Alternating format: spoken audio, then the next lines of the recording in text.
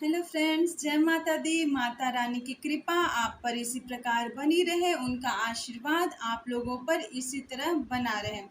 Friends, इस video में हम बात करने वाले हैं शारदीय नवरात्रों के बारे में। पूजा का मुहूर्त कब का है, कलश स्थापना का मुहूर्त कब का है, नवमी की तिथि क्या है, अष्टमी की तिथि क्या है, कैसे आपको पूजा करनी है, कलश स्थापना में क्या सामग्री हम यूज़ कर सकते हैं, और कन्या पूजन किस दिन करनी है, विसर्जन किस दिन करना है, इन सभी चीज़ों के बारे में विस्तार से हम बात करेंगे। चलिए स्टार्ट करते हैं। इस बार की जो शारदीय नवरात्रि आ रही है वो 7 अक्टूबर से स्टार्ट हो रही है। मुख्य यहाँ साल में 4 तरह की नवरात्रि आती है, जिसमें से 2 मुख्य होती है और 2 गुप्त होती है। 2 मुख्य नवरात्रि चैत्र मास में और अश्विन मास में आती है, जिसे हम शारदीय नवरात्रि भी कहते हैं। अश्विन मास के शुक्ल पक्ष में प्रतिपदा तिथि से स्टार्ट होकर 9वें दिन तक, नवमी तक शारदीय नवरात्रि चलती है। इस साल 2021 में अक्टूबर 7 से स्टार्ट होकर थर्सडे के दिन से स्टार्ट हो रही है नवरात्रि। वैसे तो 6 अक्टूबर को ही नवरात्रि स्टार्ट हो जा रही है, लेकिन जो कलश स्थापना है वो हम 7 को करेंगे, क्योंकि संध्या 4:30 बजे से नवरात्रि शुरू है, तो शाम के समय कलश स्थापना नहीं होती है फ्रेंड। तो हम 7 अक्टूबर को कलश स्थापना करेंगे। इस साल फ्रेंड्स माता रानी जो है वो, उनकी सवारी जो है वो पालकी है या डोली है, जो भी आप समझें।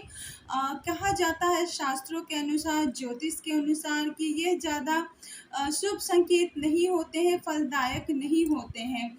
बहुत ही बड़ी प्राकृतिक आपदा आ सकती है, महामारी आ सकती है, धन की हानि हो सकती है, या फिर सत्ता पलट भी हो सकती है। जॉब में, करियर में भी थोड़ी सी परेशानी आ सकती है, क्योंकि ऑलरेडी कोविड का टाइम है, तो महामारी चल ही रही है और थोड़ा सा कंट्रोल हुआ है, बट हम चाहते हैं थर्ड जो वेव है ना वो आए, तो इसके लिए आप लोगों को सतर्क रहना है, क्योंकि जो पालकी में माता आ रही हैं, इस वजह से महामारी के बढ़ने का खतरा बढ़ जाता है।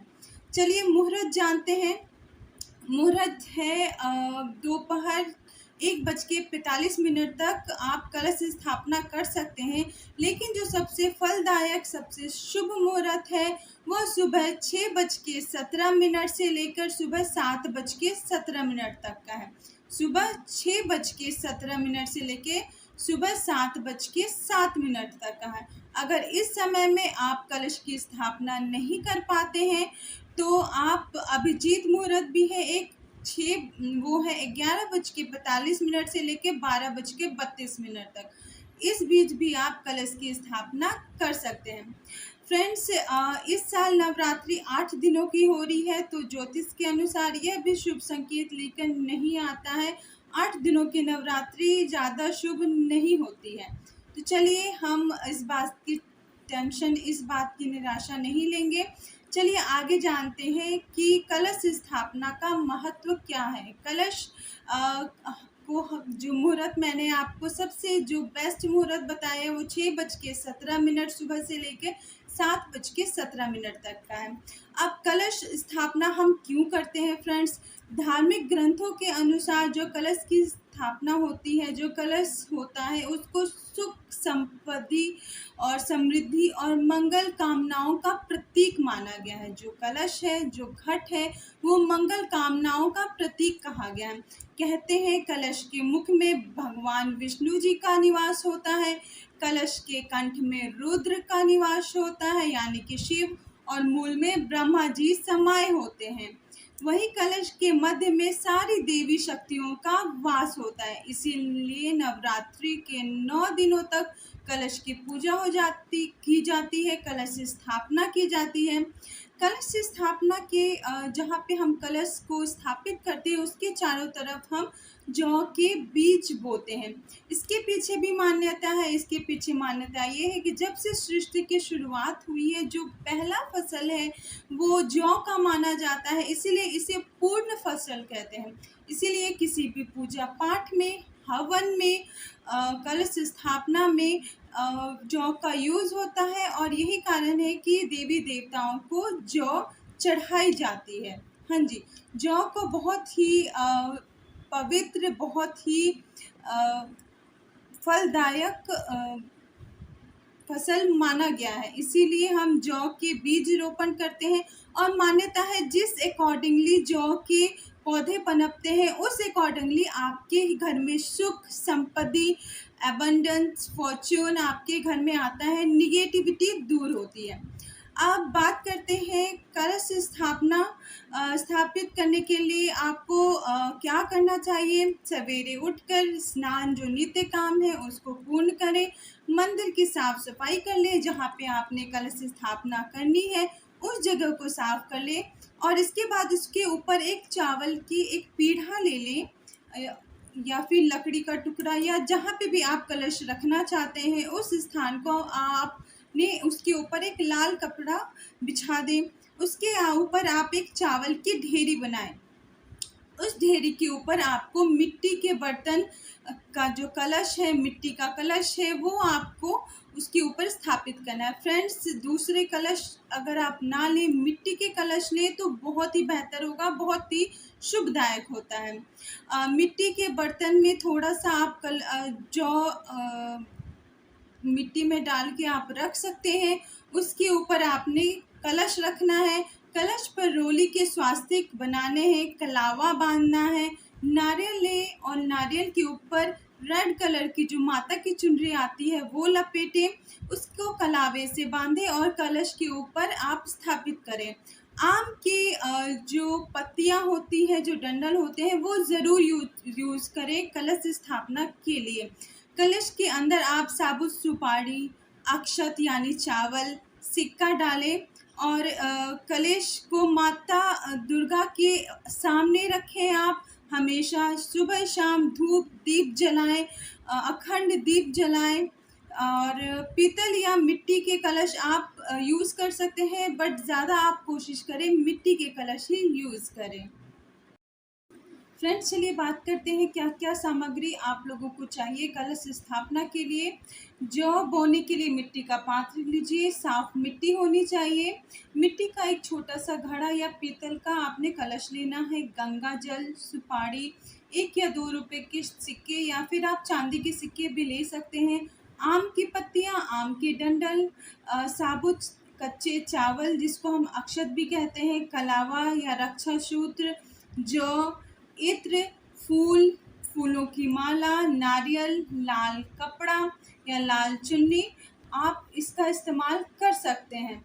चलिए अब ये देखते हैं कि क्या करना चाहिए माता को प्रसन्न करने के लिए। माता को प्रसन्न करने के लिए सुबह आपको पूजा घर को, जहाँ पे आपने कलश स्थापित करना है या आपने स्थापित किया है, उस जगह को आपको सुबह साफ करना है, मंत्र का जाप करना है, मन में आध्यात्म, मन में शांति, मन में पॉजिटिविटी लेकर रखनी है, किसी से भी दुर्व्यवहार नहीं करना है, लोगों की अनपेक्षा नहीं करनी है। जहाँ पे आप माता का कलश स्थापित करेंगे या मूर्ति स्थापित करेंगे उसको पहले गंगा जल से शुद्ध कर लेंगे। पूजा करते समय स्वयं के लिए रेड कलर का आसन आपने यूज़ करना है, और याद रखें ये आसन अगर ऊनी हो तो बहुत अच्छा हो, वुल का बना हो तो बहुत अच्छा हो, अदरवाइज आप किसी रेड कलर का कंबल भी इस्तेमाल कर सकते हैं। अगर वह भी नहीं है तो आप रेड कलर का कपड़ा भी बिछाकर आप उसकी अपना आसन बना सकते हैं। यदि संभव हो तो माँ जगदम्बे को रेड कलर की चुनरी चढ़ाएं और पूर्ण श्रृंगार करें, और रेड कलर का कपड़ा या ग्रीन, रेड, येलो इस तरह के रंगों का प्रयोग करें, इस तरह के वस्त्र पहने, माता के मस्तक पर रेड कलर की रोली तिलक बनाए। शीघ्र प्रसन्न करने के लिए जो माता का मंत्र है वो है ओम ऐं ह्लीं क्लीं चामुंडाय विच्चे नमः। दोस्तों, मैं ये मंत्र अपनी डिस्क्रिप्शन पे भी डाल दूंगी तो आप वहाँ से भी देख सकते हैं। नवरात्रों में यदि अगर आपकी हेल्थ इजाज़त नहीं देती है तो 9 दिनों का फास्ट रखने की आपको बिल्कुल भी ज़रूरत नहीं है। आप नवरात्रि के पहले, चौथे और अष्टमी का भी उपवास रख सकते हैं। किसी किसी के घर में अष्टमी के दिन हवन होता है, अन्य लोगों के घर में नवमी के दिन हवन होता है। तो जैसे भी आपके घर में मान्यता है उसी अकॉर्डिंगली आपको विधि विधान से हवन करना चाहिए। नवरात्रि के पहले दिन से लेकर अंतिम दिन तक प्रतिदिन एक कन्या का आपको पूजन करना है। अगर आप हर दिन पूजन एक किसी कन्या का नहीं कर पाते हैं तो 9वें दिन आपको 9 कंजकाओं का 9 कन्याओं का पूजा करना है। मान्यता ये है कि अगर सभी वर्णों की कन्याओं का पूजन करें तो हर क्षेत्र में हर जगह आपको अबंडेंस मिलता है। फॉर एन एग्जाम्पल, अगर आपको इनलाइटमेंट चाहिए, ज्ञान चाहिए, तो आपको ब्राह्मण कन्या का पूजन करना चाहिए। बल चाहिए, स्ट्रेंथ चाहिए, तो आपको क्षत्रिय कन्या का पूजन करना चाहिए। धन प्राप्ति के लिए आप वैश्य कन्या का पूजन कर सकते हैं और रोग मुक्ति के लिए, हेल्थ को ठीक करने के लिए आप शूद्र कन्याओं का पूजन कर सकते हैं। नवरात्रि में 9 दिनों तक माता के दरबार में धूप दीपक जरूर जलाएं। जो भी आपने अखंड दीपक जलाया है उसको बुझने ना दें। उस दीपक के प्रकाश से जो भी आपके घर में निराशा है, निगेटिविटी है, वो दूर होगी और पॉजिटिव एनर्जी का आपके घर में फ्लो बना रहेगा। माता को जो प्रसाद चढ़ाना है, आप कोई भी फ्रूट चढ़ा सकते हैं, मेवे चढ़ा सकते हैं, लेकिन अगर गाय का दूध और शहद मिलाकर आप चढ़ाएं वो एक विशेष प्रसाद होता है। इसको आप पूजा के बाद ग्रहण कर सकते हैं, चरना अमृत चढ़ा सकते हैं। और 9वें दिन माता रानी की सरस्वती माता की पूजा कर सकते हैं आप। इस दिन माता को आप ज्ञान के लिए, अगर आप स्टूडेंट्स हैं या एजुकेशन सेक्टर से रिलेटेड वर्क में हैं, तो आप माता रानी को कलम, पुस्तक या फिर कोई भी म्यूज़िकल इंस्ट्रूमेंट भी चढ़ा सकते हैं। अगर आप म्यूज़िकल इंडस्ट्री से भी बिलोंग करते हैं तो कभी भी माता रानी को भूल कर भी तुलसी या दुर्वा नहीं चढ़ाना है। मैं दोबारा से रिपीट कर रही हूँ, कभी भी माता रानी को तुलसी के पत्ते या फिर दुर्वा नहीं चढ़ाना है। कभी भी जब भी आप पूजा करें या माता के मंत्रों का जाप करें, यूँ ऐसे हिल के या डोल के आपने नहीं करना है। बिल्कुल एकाग्रचित्त होके आसन लगाकर ध्यान से आपने माता के मंत्रों का उच्चारण करना है। मन में पवित्र विचारों का पॉजिटिव थिंकिंग रखें, अच्छा रहेगा। अपने माँ या अन्य लेडीज़ का, महिलाओं का अपमान ना करें, उनका आशीर्वाद लें। किसी भी अभद्र भाषा का प्रयोग ना करें, ब्रह्मचर्य का पालन करें, गलत लोगों की संगति से बचे रहें। तो ऐसा आप अगर करते हैं, इन चीज़ों का पालन करते हैं, माता रानी की कृपा आप पर बहुत जल्दी और बहुत पड़ेगी आपके ऊपर। आपके सारे काम, जो मनोकामना है, वो पूर्ण होगी आप लोगों की। चलिए जानते हैं फ्रेंड्स, इन 9 दिनों किन किन देवियों की पूजा करते हैं। वैसे इस साल 8 दिनों की ही नवरात्रि है। तो पहले दिन 7 अक्टूबर को कलश स्थापना होगी। उस दिन माता माँ शैलपुत्री की पूजा होती है। ये माँ दुर्गा का प्रथम स्वरूप है। ये हिमालय राज शैल की पुत्री है और इसी कारणवश इन्हें शैलपुत्री के नाम से जाना जाता है। ये वृषभ पे विराजती है। इनके दाहिने हाथ में त्रिशूल है और बाएं हाथ में ये कमल धारण करती है। प्रथम दिन इनकी पूजा होती है और 9 दिनों की जो यात्रा है, जो जर्नी है, वो स्टार्ट हो जाती है पूजा की। दूसरे दिन हम माता माँ ब्रह्मचारिणी की पूजा करते हैं। ये 8 अक्टूबर को करेंगे हम पूजा। माँ दुर्गा के 9 स्वरूपों में दूसरा जो स्वरूप है माता माँ ब्रह्मचारिणी का है। ब्रह्मचारिणी अर्थात तप का आचरण करने वाली, ठीक है। इन्होंने भगवान शिव को अपने पति के रूप में प्राप्त करने के लिए कठोर व्रत किया था, तप किया था, जिस वजह से ये ब्रह्मचारिणी कहलाए। माता ब्रह्मचारिणी का जो स्वरूप है वो अत्यंत ही मनमोहक, अत्यंत ही ज्योतिर्मय है। इनके बाएं हाथ में कमंडल सुशोभित है और दाहिने हाथ में ये माला धारण करती है। इनकी उपासना से साधकों को सदाचार, संयम की प्राप्ति होती है। जो तीसरा स्वरूप है माता का, वो है चंद्र घंटा। माता नवरात्रि के तीसरे दिन हम चंद्र घंटा माता की पूजा करते हैं। ये 9 अक्टूबर को तीसरी नवरात्रि पड़ रही है। यह माँ दुर्गा का तृतीय स्वरूप है। इनमें ब्रह्मा, विष्णु, महेश इन तीनों की ही शक्तियां समावित है। इनके मस्तक पर अर्धचंद्र सुशोभित है, जिनकी वजह से इनका नाम चंद्रघंटा है और यह चंद्रघंटा कहलाई। इस घंटे की ध्वनि से सभी नकारात्मक शक्तियाँ, नेगेटिव एनर्जी जो भी है वो दूर हो जाती है। इनका जो कलर है, इनका जो रंग है वो स्वर्ण के अकॉर्डिंगली स्वर्ण के समान चमकीला है और यह सिंह पे विराजती है। माँ चंद्रघंटा का स्वरूप भक्तों के लिए अत्यंत कल्याणकारी है। अगर कोई स्पेल है आपके घर में किया हुआ या किसी तरह की नेगेटिविटी है आपके घर में, तो आप लोगों को माँ चंद्रघंटा की पूजा ज़रूर करनी चाहिए, उनका आशीर्वाद आपको ज़रूर लेना चाहिए। जैसा कि मैंने बताया फ्रेंड कि इस साल माता के 8 ही दिनों की नवरात्रि चलने वाली है, तो माँ चंद्रघंटा के साथ साथ तीसरी और जो चौथी स्वरूप है माता का, कुष्मांडा माता का, वो भी हम 9 अक्टूबर को ही करेंगे। नवरात्रि के चौथे दिन माँ दुर्गा के चतुर्थ स्वरूप कुष्मांडा माता की पूजा की जाती है, बट इस साल जैसे मैंने बताया 8 दिनों का ही है, तो तृतीय स्वरूप और चौथे स्वरूप की पूजा 9 अक्टूबर को होगी। इनकी मंद मंद हंसी से कहते हैं ब्रह्मांड का निर्माण हुआ है। माँ कुष्मांडा की मंद मंद मुस्कान से ब्रह्मांड का निर्माण हुआ है, इसीलिए इन्हें कुष्मांडा माता के नाम से भी जाना जाता है।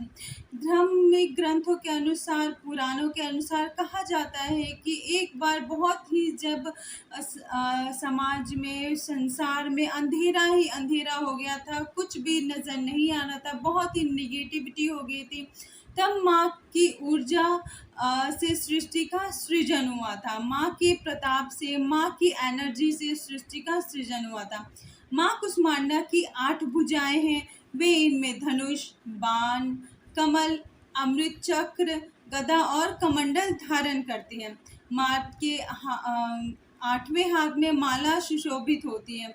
यह कहते हैं कि माता का यह स्वरूप, इस स्वरूप के दर्शन से ही जो भव सागर है उससे पार कराती है माता, उससे माता आपको एक राह दिखाती है। माता आपके जीवन में बहुत सारे अपॉर्चुनिटीज़, बहुत सारी पॉजिटिव एनर्जीज लेकर आती हैं। फ्रेंड्स, जो माता का 5वां स्वरूप है वह स्कंद माता का है, जो कि 10 अक्टूबर को मनाया जाएगा। स्कंद माता का स्वरूप नवरात्रि के 5वें दिन माँ दुर्गा के 5म स्वरूप स्कंद माता का पूजन किया जाता है। यह अपनी गोद में कार्तिकेय को लेकर धारण किए हुए हैं। आपने पिक्चर्स देखे होंगे, मूर्ति देखे होंगी। माता स्कंद माता के जो गोद में है वो कार्तिकेय है और इसी वजह से इन्हें स्कंद माता का नाम दिया गया है। ये कमल के आसन पर विराजती है और इनका वाहन सिंह है। इनकी 4 भुजाएं होती है और इनका रूप बहुत ही ममतामयी, बहुत ही स्नेह भरा, बहुत ही कहते हैं ना प्यार लुटाने वाला, मन को मोहने वाला स्वरूप होता है। इनकी 2 भुजाओं में कमल सुशोभित है और वही हाथ में एक वर मुद्रा के स्वरूप में रहता है।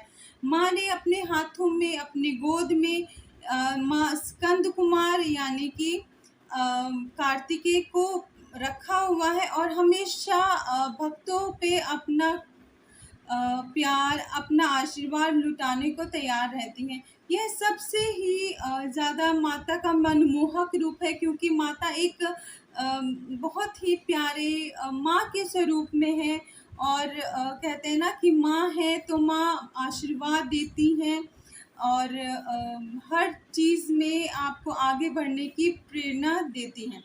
माता नवरात्रि के 6ठे दिन कात्यायनी माता की पूजा की जाती है। यह 11 अक्टूबर को 6ठे स्वरूप की पूजा होगी, जिसमें कहा जाता है कि कात्यायन ऋषि की तपस्या से प्रसन्न होकर वो उनके घर में पुत्र के रूप में जन्म लिया था उन्होंने, इसी कारणवश उनका नाम कात्यायनी पड़ा। माँ कात्यायनी का जो स्वरूप है, जो तेज है, वो बहुत ही अद्भुत है। इनकी 4 भुजाएं हैं, दाहिने तरफ जो हाथ है ऊपर वाला वो अभ्युम मुद्रा में रहती है, वही नीचे वाला हाथ वर मुद्रा में रहता है। बाई ओर के उठने वाले हाथ में माता ने तलवार धारण किया हुआ है, वही नीचे वाले हाथ में माता ने कमल को धारण किया हुआ है। माता सिंह की सवारी कर रही हैं और सिंह माता का वाहन है। इनकी साधना से लोक में रहकर भी अलौकिक तेज की प्राप्ति होती है। लोक परलोक दोनों ही आपके सुधर जाते हैं माता कात्यायनी की पूजा करने से। जो माता का सप्तम स्वरूप है वो कालरात्रि के नाम से जाना जाता है। नवरात्रि की सप्तमी तिथि को माता कालरात्रि की पूजा की जाती है। इनका जो स्वरूप है फ्रेंड्स कहते हैं बहुत ही प्रचंड है, बट ये बहुत ही शुभ फलदायन माता है। इन्हें शुभकारी भी कहा जाता है। इनकी पूजा से सारे काम बिगड़े हुए भी बन जाते हैं। पौराणिक कथा के अनुसार रक्त बीज नामक राक्षस का संहार करने के लिए माता ने यह रौद्र रूप, यह भयानक रूप धारण किया था, जिस वजह से उनका यह नाम पड़ा माता कालरात्रि। इस दिन इनकी पूजा करने से हर तरह के भय, हर तरह की निराशा, हर तरह की निगेटिविटी दूर होती है। माता दुष्टों का नाश करती है और आपके जीवन में अगर किसी प्रकार का भय समा गया है या फिर आपको ऐसा लगता है कि किसी ने किसी प्रकार का स्पेल है या किसी का नज़र दोष है, तो आप इस दिन माता की पूजा करें और माता के आशीर्वाद ले। हर तरह की बाधा, हर तरह की नजर दोष से माता आपको मुक्त कराएंगी। माँ दुर्गा का जो 8वां स्वरूप है वो महागौरी का कहा गया है। दुर्गा अष्टमी के दिन महागौरी की पूजा आराधना की जाती है। कहते हैं पुराणों के अनुसार भगवान शिव को पति के रूप में प्राप्त करने के लिए इन्होंने कठिन तपस्या की थी और इन्होंने प्रसन्न होकर उन्हें गौर वर्ण प्रदान किया था, इसलिए इन्हें महागौरी के नाम से भी जाना जाता है। ये श्वेत वस्त्र और आभूषण धारण करती है, जिस वजह से इन्हें श्वेतांबरा भी कहा जाता है। इनकी 4 भुजाएं हैं। दाहिनी भुजा और जो ऊपर वाला हाथ है वो अभय मुद्रा में रहता है। नीचे वाले हाथ में ये त्रिशूल धारण करती हैं। बाएं के ऊपर जो हाथ है, ऊपर वाले हाथ में डमरू है और नीचे वाले हाथ में माता वर मुद्रा में, आशीर्वाद की मुद्रा में माता ने अपने हस्त को रखा हुआ है। इनकी पूजा आराधना से जितने भी पाप कर्म हैं वो नष्ट हो जाते हैं। यह बहुत ही अमोघ फलदायिनी, बहुत ही भक्तों का कल्याण करने वाली माता है। अष्टमी का व्रत भी लोग करते हैं और अष्टमी का जो व्रत है उसमें करने से बहुत ही फल मिलता है। मन की इच्छा पूरी होती है। सब चीज़ों की सारी जो बाधा है उसका नाश होता है। नवरात्रि के 9वीं तिथि यानी कि अंतिम दिन माँ दुर्गा के 9वें स्वरूप माँ सिद्धिदात्री की पूजा की जाती है। जैसा कि इनके नामों से ही पता चलता है कि ये सिद्धियां को प्रदान करने वाली है। इनकी पूजा से भक्त को सिद्धियां प्राप्त होती हैं। धार्मिक कथाओं के अनुसार भगवान शिव ने को इन्हीं से सिद्धियों की प्राप्ति हुई थी। इन्हीं की अनुकंपा से भगवान शिव का आधा शरीर देवनारी का हुआ था, यानी अर्धनारेश्वर। इसके बाद ही वो अर्धनारेश्वर कहलाए थे। इसलिए भी इनको कहते हैं कि इनकी उपासना से सारी सिद्धि, सारे जो भी आपके कर्म हैं, जो भी आप करना चाहते हैं, आगे बढ़ना चाहते हैं, उस क्षेत्र में आपको बहुत सफलता मिलती है। ये कमल के फूल पे विराजती और सिंह इनका वाहन है। इनकी उपासना करने से आप भक्तों आपकी सब काम जो मन में कामना है वो पूरी होती है। कहते हैं इन्हें सरस्वती भी कहा गया है, सरस्वती का स्वरूप भी मानते हैं। इस दिन अगर आप एजुकेशन से रिलेटेड है, एजुकेशन फील्ड से रिलेटेड है या फिर किसी भी आर्ट से रिलेटेड है लाइक डांसिंग, सिंगिंग, तो आपको इस दिन माता के जो सरस्वती स्वरूप है उनकी पूजा करनी चाहिए। आपको अपने क्षेत्र में बहुत सफलता मिलेगी। नवमी का जो हवन है वो फ्रेंड्स कई लोगों ने पूछा है अष्टमी को करते हैं, नवमी को करते हैं। तो आप दोनों में से किसी दिन भी कर सकते हैं, जैसे आपके यहाँ होता है, आपके घर में जिस प्रकार मनाते हो उस प्रकार कर सकते हैं। जो नवमी का मुहूर्त है हवन का, वो सुबह 6:20 से लेकर संध्या 5:51 तक का है। बहुत लोगों ने यह भी क्वेश्चन पूछा है फ्रेंड्स कि कन्या पूजन, जो हम कंजकाएं को भोजन कराते हैं, उनका पूजन करते हैं, वो हवन के पहले करना चाहिए या बाद में। तो फ्रेंड्स, हवन के बाद ही आपको कन्याओं को पूजन करना है, कन्याओं को उनकी आराधना करनी है, उनका आशीर्वाद लेना है। और ध्यान रखिए फ्रेंड्स, आप 9 कन्याओं का पूजन करते हैं तो एक आपने बाल स्वरूप भैरव का भी वहाँ पे को भी रखना है, उनको भी आपने पूजना है। आपके सभी काम, सारे जो रुके हुए काम हैं वो बनेंगे। इस नवरात्रि मैं आप सभी के लिए प्रे करूंगी और आशा करती हूँ कि सबके लाइफ में माता रानी सुख संपदा खुशियाँ लेके आए और सभी भक्तों की मनोकामनाएं पूर्ण करे। जय माता दी फ्रेंड्स।